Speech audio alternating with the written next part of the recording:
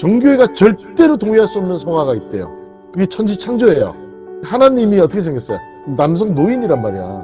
그게 서방교회 안에서 신성에 대한 어떤 고정관념을 그렇게 고착화시켰다는 거지. 동방불패 이런 데 봐도 비서를 이렇게 익히다가 몸이 변하잖아요. 결국은 이제 거의 여성화가 돼요. 관음 예술이 돼가지고 사람들이 또 이상한 접근할 데로 수 간다. 있는데, 동방사 이 관세음이란 말이 세상의 소리를 본다는 뜻이거든요. 근데 소리꾼들이 득음의 단계 위에 있는 단계로 보는 게 뭐냐면 소리를 보는 단계를 관음의 단계를. 관음보살이라는 말을 그렇게 음란하게 이해할 수 있다라는 발상은 도대체 어디에서 나오는 것인가? 제가 음성에 살았잖아요. 절이 하나 있었는데 이름이 관음정사예요. 절 앞에 있는 저수지가 이름이 사정저수지예요. 뭔 얘기하는 거야, 양마. 자, 이런 홍 박사님 괜찮아요. 이렇게? 발언이 좀 센데 잡혀가시게 되면 사식 넣어드리도록 뭘 잡혀? 하겠습니다.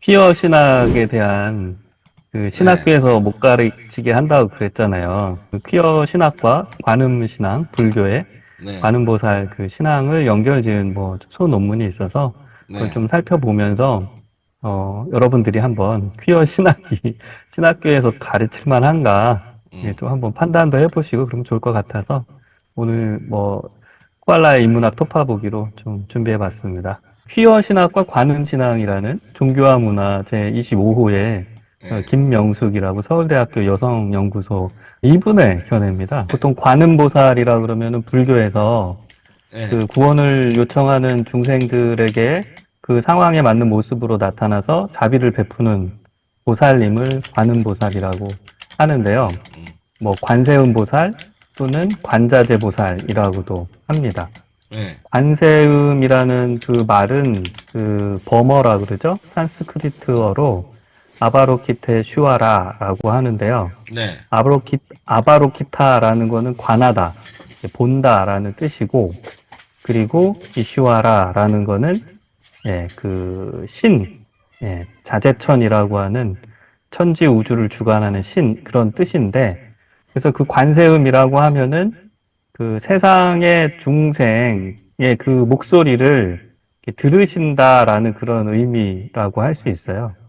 그리고 여러분 뭐 보살이라는 말은 잘 아시겠지만 그 대승불교에서는 그 깨달음을 구하면서 중생을 교화하는 그 이상적인 인격을 보살이라고 말씀하거든요. 그래서 붓다도 있지만 보살도 있어요. 그래서 특히 대승불교에게서는 이제 개인의 어떤 자기가 수행을 통해서 깨달아서 붓다가 되는 것만이 중요한 게 아니고 타인에게 공덕을 베풀어서 중생을 구제하는 그 이타행이야말로 붓다의 길이다라고 얘기를 합니다.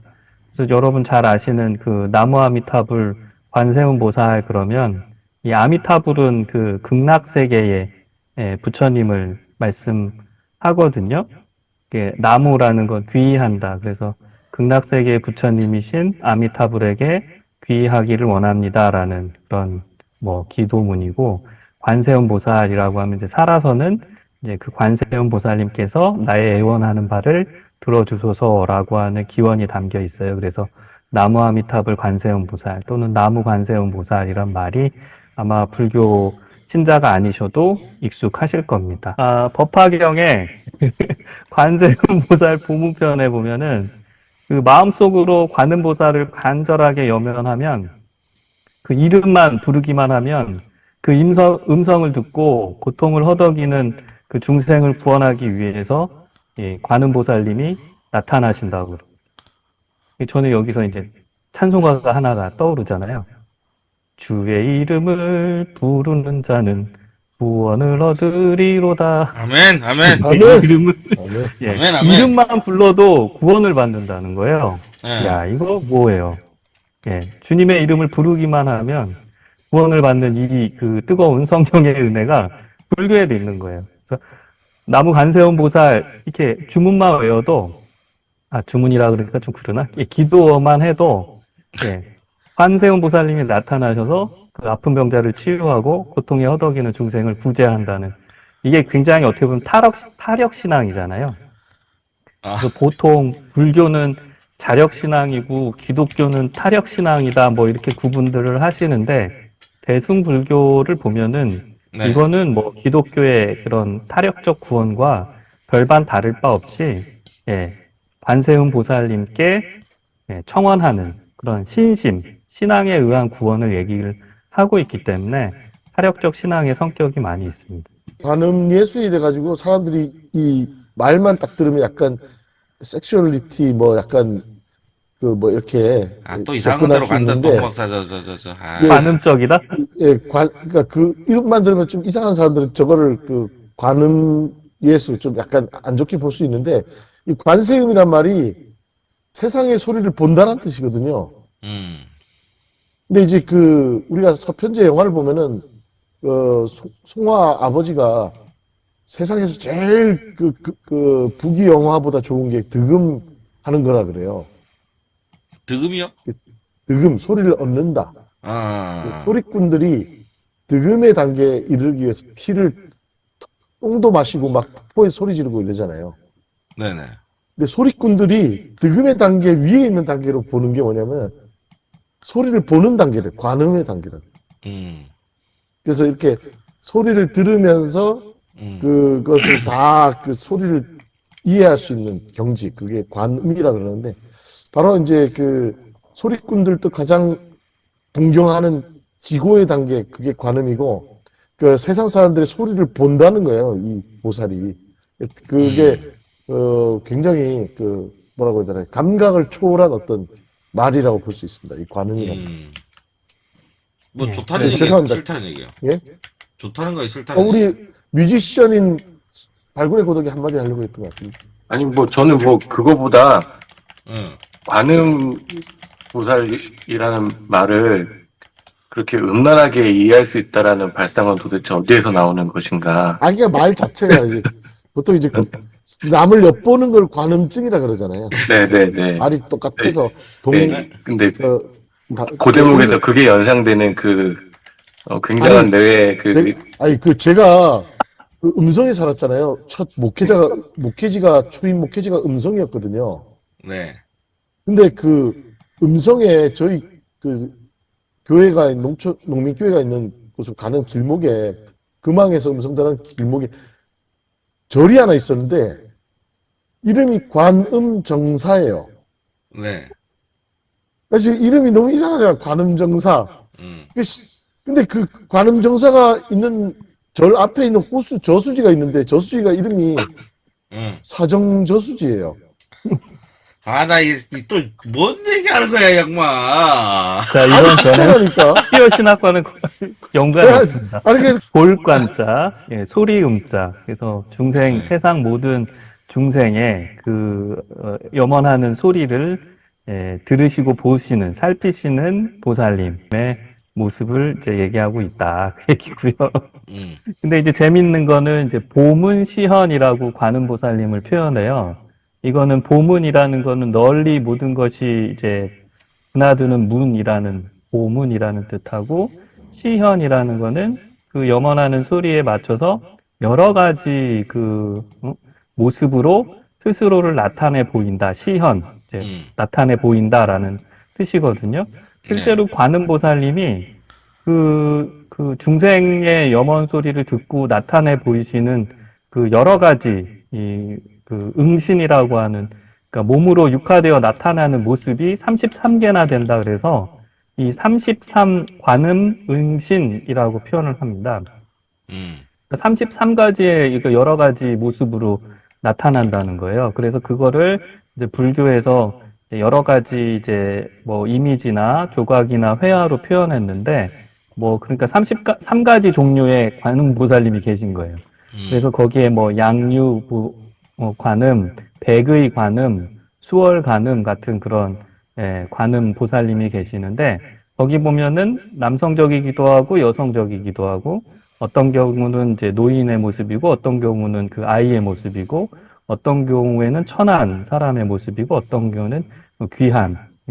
그래서 그리고 도행 수력이 뭐 예를 들면 어떤 경우는 뭐 전도사인데 어떤 경우는 목사님이고 그러니까 이게 신앙의 경지, 수행의 경지도 다 다르게 나타나는 건데 그건 왜냐하면은 구원을 청원하는 그 사람의 그런 어떤 상황, 그 사람의 어떤 마음의 그 정도에 따라서 거기에 이제 맞추어서 나타나는 거. 아이들이 염원할 땐 아이의 모습으로. 예. 그 다음에 정말 노비가 뭘 할 때는 그 노예의 모습으로. 이렇게 거기에 맞추어서 자기 몸을 변화시켜서 그 이제 삶의 그 자리에서 그를 이제 구제하기 위해서 나타난다라는 그런 예, 이야기입니다.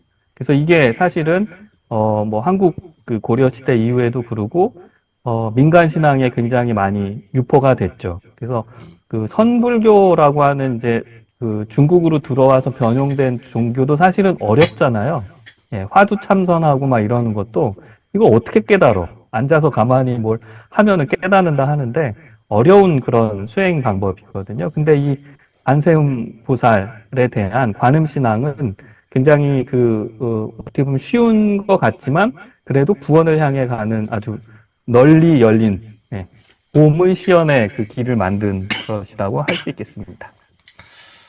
그래서 이게 그런데, 이제 간단한 예, 네, 네. 관음 보살에 대한 설명이었어요.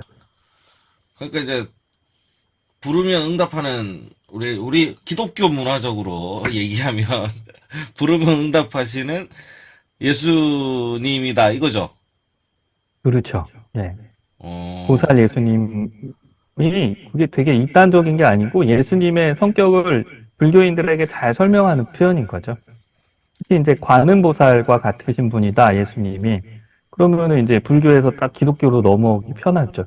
예, 관음보살님께 예, 나무 관세음보살 하지 말고 마라나타 주여 오시옵소서 하늘의 뜻이 이루어진 것 같이 땅에서도 이루어지이다. 이렇게 기도하면 이제 예수님이 찾아와서 나의 삶의 문제를 해결해 주시니까 네, 이건 뭐 제 생각이 아니고 그냥 관음신앙에 대한 네. 얘기고요.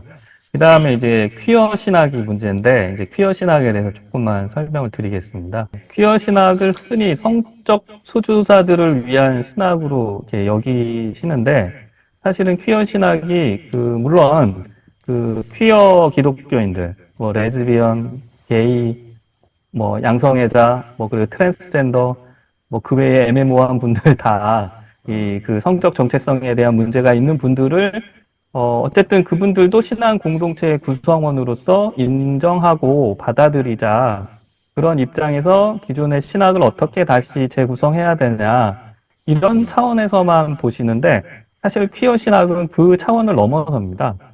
퀴어 신학은 성적 소수자들만이 아니고 모든 예, 남녀, 양성애자, 퀴어 모든 인간들이 다 퀴어한 존재라고 보는 거예요. 그 주디스 버틀러가 한 유명한 말 중에 섹스는 자연적인 것이 아니고 젠더는 수행적인 것이다 이렇게 얘기를 했는데 내가 남성인지 여성인지는 분명하고 굉장히 태어날 때부터 자연적으로 규정된 뭔가 변할 수 없는 뭐라고 생각하잖아요. 그리고 흔히 이제 페미니스트 신학에서도 얘기하지만 이제 젠더라는 거는 이제 뭐 사회문화적으로 규정되는 거라고 하잖아요. 이걸 수행적이라고 표현했는데 내가 남성으로서 역할을 하게끔 길러진 거죠. 예. 근데 또 어떤 차원에 가면 여성적으로, 이렇게 역할을 하게끔 수행적으로 규정이 될 수도 있습니다. 그래서 이건 되게 이제 유연하고 변화 가능한 거예요. 그래서, 근데 이제 여기서 퀴어 신학에서는 섹스 자체도 그렇다라고 얘기를 하는 겁니다. 그래서 보통 전통적인 해방 신학적 전통을 가지고 있는 뭐 페미니스트 신학이든 흑인 신학이든 민중 신학이든 이런 신학은 예수님께서 억압받는 자들과 함께 하셨다, 연대하셨다 라고 이렇게 설명하는 방식을 택하는데 퀴어 신학은 예수님 자체가 예, 억압받는 자들과 함께하는 그런 것만이 아니고 예수님 자체가 퀴어한 존재다라고 이렇게 표현을 하는 거죠. 그러니까 예수님이라는 그 인간으로서의 정체성도 고정된 정체성은 우리가 이제 부여하는 거지 모든 정체성은 예수님도 포함해서 인간이신 예수님이니까 퀴어하고 예, 유동적이고 그리고 그때그때 다르다. 그러니까 수행적이다라고 보는 거죠. 그래서 어떻게 보면 이제 퀴어 신학이 굉장히 급진적일 수도 있지만 어떻게 보면 모든 신학이나 우리 신앙의 관점을 또 통합적으로 보는 것일 수도 있다라고 말씀을 드릴 수 있겠어요. 그래서 퀴어 신학이 사실은 이제 제가 이제 퀴어 신학을 잘 알지 못하는데 제가 좀 관심 갖고 있는 이제 해체주의적 관점하고도 맞는 부분이 그런 거예요. 왜냐하면 기존에 고정된 어떤 범주, 고정관념, 그리고 그 이분법적인 그런 대립적인 그 경계짓기, 그런 것들을 사실은 해체하고 오히려 다양성을 분출시킬 수 있는 그런 신학적 방법이 아닐까라는 생각이 들고, 근데 이제 그런 이분법적인 그 기존 체계에 갇힌 신학이 다 정통주의든 자유주의든 근본주의든 뭐 복음주의라고 하든 해방신학이든 페미니스트 신학이든 토착화 신학이든 다 어떤 범주에 갇혀 있거든요. 특히 이분법적인 범주, 신과 세계, 뭐 참인간 뭐 하나님 그러면 그 양성을 어떻게 다룰지 모르거든요.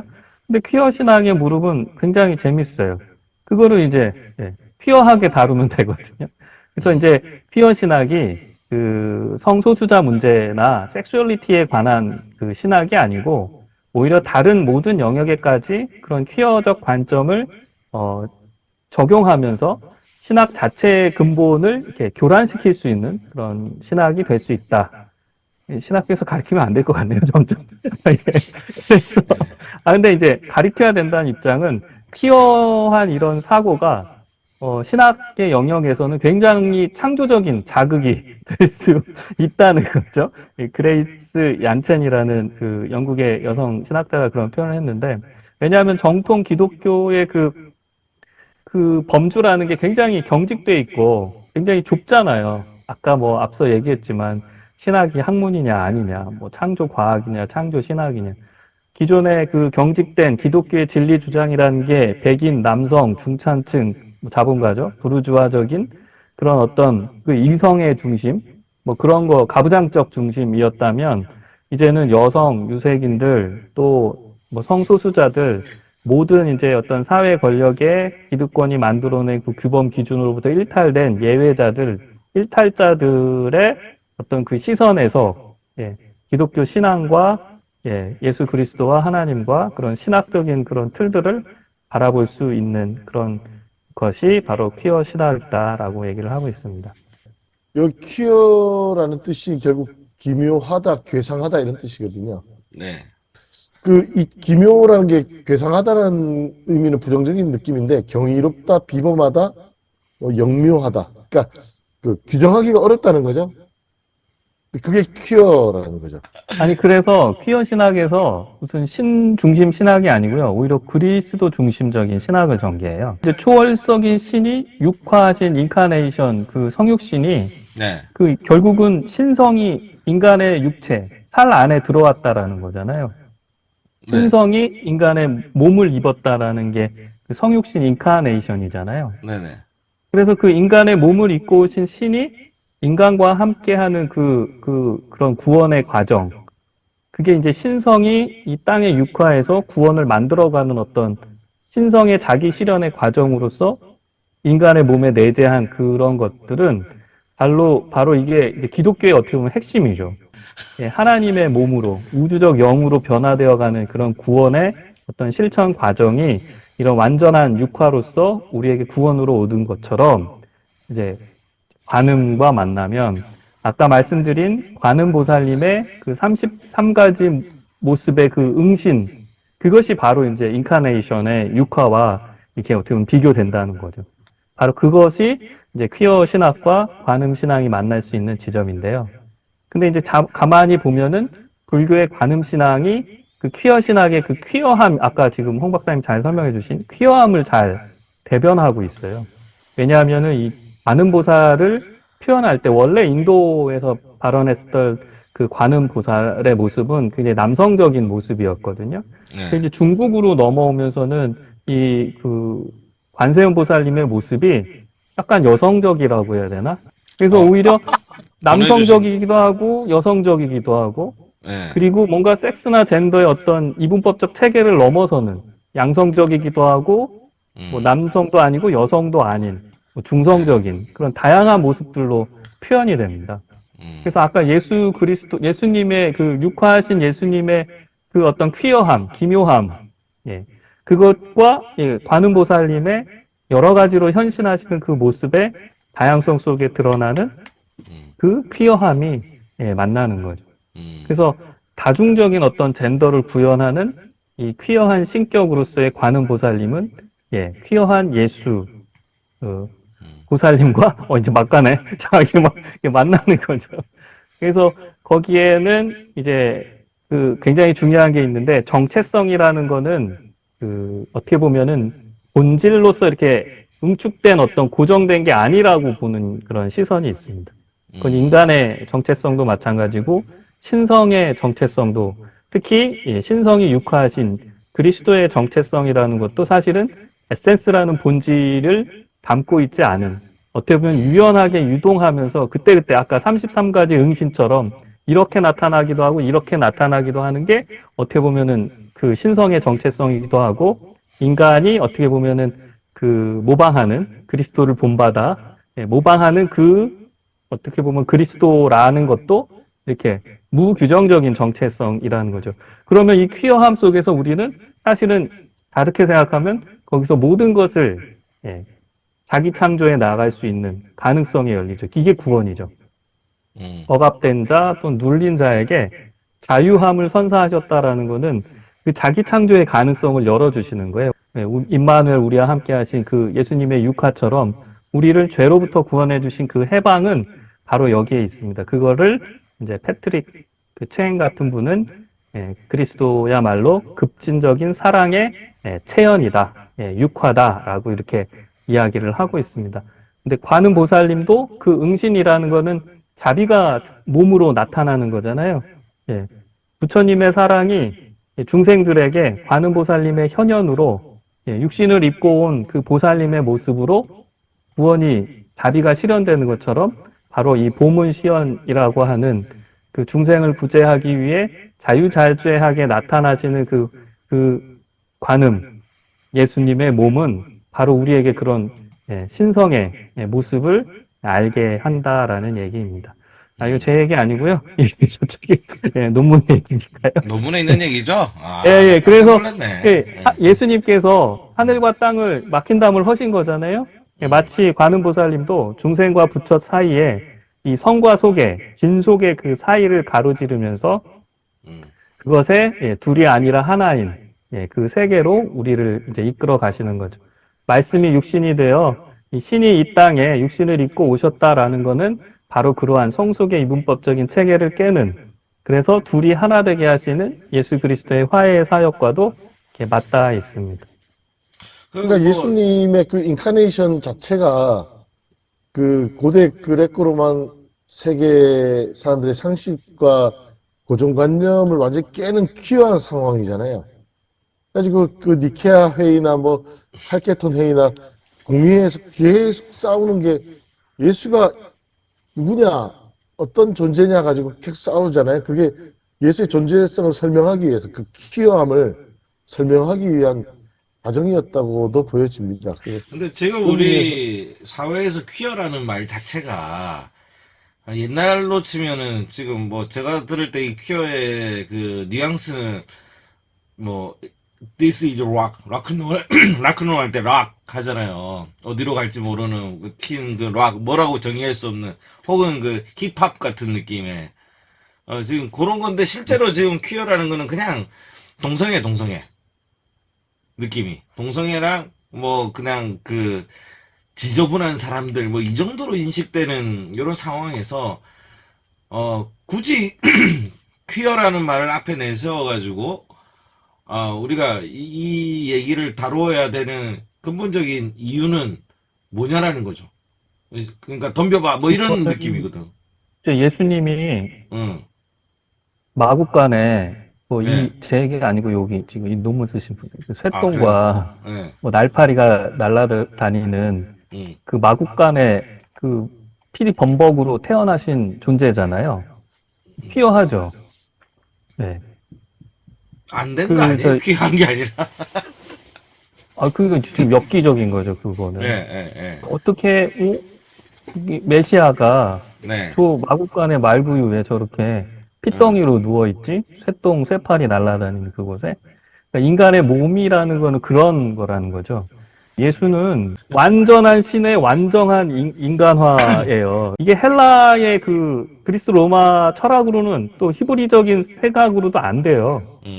예, 히브리적인 생각으로 당연히 메시아가 하나님의 아들로 이렇게 임한다는 것도 말이 안 되고, 그레코 로만 세계의 그 철학의 관점에서도 네. 이거는 초월성인 신성이 어떻게 이 천상계의 어떤 진리가 어떻게 이 지상계의 어떤 구체적인 양태로 드러난다는 건 이건 철학적으로 설명이 안 돼요. 이거를 설명하는 게 오히려 예, 동양 사상에는 있고, 그리고 뭐 제가 아까 좀 설명하려다 말았는데 이제 우리 어린 시절에 좋아했던 그 임청아가 배우가 나오는 동방불패 이런 데 봐도 거기서 이제 1월 신교 교주인 동방불패가 이렇게 그 무림 그 비서를 이렇게 익히다가 그거를 이제 완전히 통달해야 이제 무림의 어떤 그거를 다 익히는데 몸이 변하잖아요. 드라마 그만 보라니까 진짜. 아이. 그래서 이제 거기 보면은 동방불패가 결국은 이제 거의 여성화가 돼요. 동양에서는 이제 그런 게 이제 어떻게 보면은 자연스러워요. 원래 이제 도교에서도 이제 신선이 되는 어떤 단계에 이르면 결국은 이제 그 내가 기존에 가졌던 어떤 섹슈얼리티라는 건 이제 이게 변형되거든요. 예, 그렇죠. 신선이 의미가 되는. 없어지지. 예, 예. 그래서 그 여성화되는 거기도 하고 이게 여성이지도 않고 남성이지도 않은 어떤 그런 섹슈얼리티의 정체성을 지닌 퀴어한 존재가 된 동방불패 임청아를 생각하시면 됩니다. 아니 퀴어 옆에 아까 그 대답이 좀 덜 된 것 같은데 보살이 붙었잖아요. 보살은 주로 중생들을 얘기하는 거 아닙니까? 이게 일반화돼서 네. 우리도 그냥 일반 교인들을 아니 다 저 성도라고 그러잖아요. 날목은 절에 가면은 우리 이렇게 밥 해주고 하시는 분들 다 보살님이라 그러잖아요. 그러니까. 그래서 지금 그 얘기 예, 그 얘기예요. 그 얘기. 예, 그러니까 우리도 그냥 교회에 오시는 분들 다 성도님이라고 그러잖아요. 예. 사실 세인트라고 부르는 거지. 그러니까 이제 보살이라는 단어가 그냥 일반화돼서 뭐 점집에서 점 치시는 분도 보살님 마담 같은 거네. 그러는데, 마담 옛날에 예, 마담이 다 그 최고의 그 귀부인만 마담이라 그랬는데 요즘은 다 마담이잖아요. 그런 거랑 비슷하네. 무슨 얘기예요? 요즘 왜 다 마담이야? 아니 그러니까 홍 박사 좀 이상한 얘기 자꾸 하지 마. 불안해 당신. 아까 관음도 그렇고 자꾸 마담도 자꾸 이상하게. 아니, 그러니까 아까부터 요즘은 그 다 이순재 이렇게- 선생님 생각나. 야동순재. 예, 그래서 예. 보살이라는 거는 사실은 부처는 아니고요. 부처는 아니고. 근데 이제 부처가 되기 전에 이 땅에 너무 고통과 또 아직 깨달음을 얻지 못한 중생들을 보시고 그들을 이제 구제하기 위해서 내려오시는 분이에요. 그러니까 우리 예수님이 하나님 우편에 앉아 계시다가라고 우리는 그러지만 계시려다가 다시 내려오신 거야, 이 땅에 근데 아직. 불교의 개념은 우리가 보살이 될 수 있잖아. 우리는 보살도 되고 부처도 되죠. 붙여도 되죠. 그러니까요. 그러면 근데 이제 이제 기독교적인 우리 개념으로 힘으로- 이해하기가 좀 힘든 게 아닌가. 우리 힘으로 어렵잖아요. 그러니까 근데 부처님을 갈구하기에는 아무타불처럼 극락세계에 가야 부처님을 만나는데 음. 그 극락세계에 오르시는 그 부처님의 그 길을 이 관세음 보살님이 직접 내려오셔서 나를 이제 구원해 주시고 극락세계로 인도해 주신다는 거예요. 그러니까 인간의 힘으로는 안 되는데 예, 신적 존재가 이 땅에 내려오셔서 나와 같은 모습으로 예, 그 여러 가지 나의 근기와 상황에 맞는 모습으로 오셔서 나를 이렇게 예, 케어해 주시고 치유해 주시고 예, 하나님 나라로 인도해 주시는 이 관음 예수님. 이제 이런 논문이 있었다. 그래서 아, 예, 예, 소개하는 그렇습니다. 거였고. 그래서 내가 지난번에 정교회를 갔거든요. 네. 지난번에 그 교인들 데리고 정교회를 갔는데 정교회 사제가 이제 이콘에 대해서 설명을 하는데 정교회는 서방교회랑 달리 그 미켈란젤로가 그 베드로 성당의 그 시스티나 성당 천장에 벽화를 그리잖아요. 성화를. 그 보면은 정교회가 절대로 동의할 수 없는 성화가 있대요. 그게 천지창조예요. 아, 그래요? 왜? 예. 거기에 보면 아담은 이제 남자잖아요. 네. 하나님이 어떻게 생겼어요? 잘 기억이 안 나. 수염단니는 할배잖아, 할배. 예, 남성 네. 노인이죠. 남성 노인이란 말이야. 음. 이건 정교회가 절대로 동의할 수 없다는 거예요. 왜 신을 그렇게 남성 가부장적인 남성 노인으로 그렸냐는 거죠. 그것이 신이 노인이라는 것을 남성 노인이라는 것을 어디에서도 성경에서 찾을 수 없고 설명할 수 없는데 미켈란젤로는 그렇게 그렸다는 거죠. 그게 서방교회 안에서 신성에 대한 어떤 고정관념을 그렇게 고착화시켰다는 거죠. 예수에 대한 이미지도 그렇고. 근데 이제 정교회는 이콘에 보면은 신성이 어떻게 그려져 있냐면은 그냥 이렇게 그 오순절에서 불이 떨어지잖아요. 음, 그 오순절 그 묘사처럼 불로 묘사되어 있습니다. 그러니까 어떤 성적 어떤 그 고정관념으로 표현을 안 해요. 이콘에서 절대로. 음, 예수는 흑인으로 나와요. 음, 그 정교회 이콘 가보면 그래요. 네. 음, 그래서 저도 마리아하고 아기 예수가 이렇게 있는 이콘을 보는데 예수가 얼굴이 시커매. 그러니까 정교회는 실제 역사적 존재로서의 예수를 이제 그린 거죠. 근데 이제 오늘날의 우리의 고정관념은 퀴어할 수도 있는데 어쨌든 그게 정교회 입장에서 그게 맞다라고 얘기를 하는 건데 제가 말씀드리려고 하는 거는 오늘날 그 퀴어 신학이라든가 이런 게 불편하게 느껴지는 거는 초대 그리스 그레코로만 시대 그 지중해 세계 사람들이 예수의 그 인카네이션을 불편하게 여겼던 거랑 되게 비슷한 지금 측면이 있지 않을까 그런 생각도 홍 들어요. 박사님 괜찮아요. 계속 이거 발언이 어때요? 좀 센데. 왜 이 정도 얘기도 못해? 알았습니다. 어쨌든 뭐 잡혀가시게 되면 사식 뭘 넣어드리도록 잡혀가? 하겠습니다. 나의 아저씨에 나오는 대사 한마디만 하고 저는 말을 끝낼게요. 네. 세상의 모든 경직된 것들은 불쌍해. 예. 알겠습니다. 본인이 제일 견직된 걸 모르고 있는 우리 홍 박사님. 제가 지금 요즘 네. 몸이 굳어가고 50개는 있어요. 경직돼 있습니다. 아,